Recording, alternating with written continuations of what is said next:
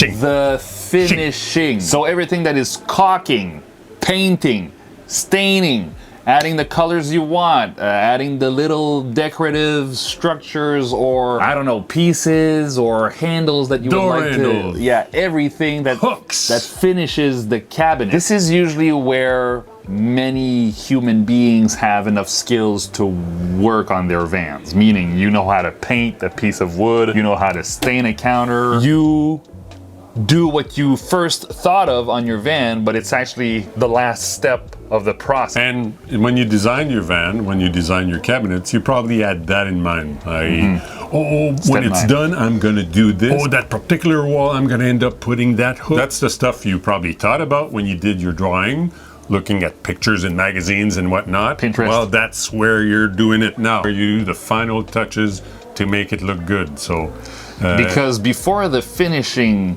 phase, pretty much all the vans look the same. They're all a bunch of boxes and wood and beds, and that's it. A sink. The finish makes the van look exactly like you want the van. This doesn't get hot, and it doesn't really get cold, because sometimes with memory foam, when they get cold, they get stiff. This thing has been fantastic. 12 inches tall.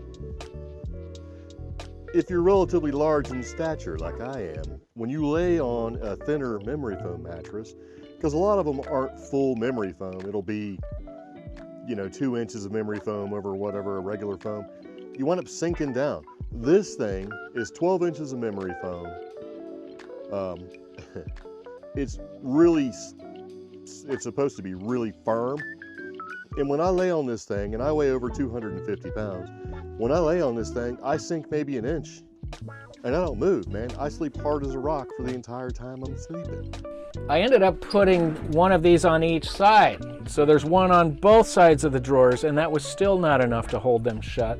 So what I finally came up with, and I found these 16D duplex nails. Basically, I just drilled a hole right through here.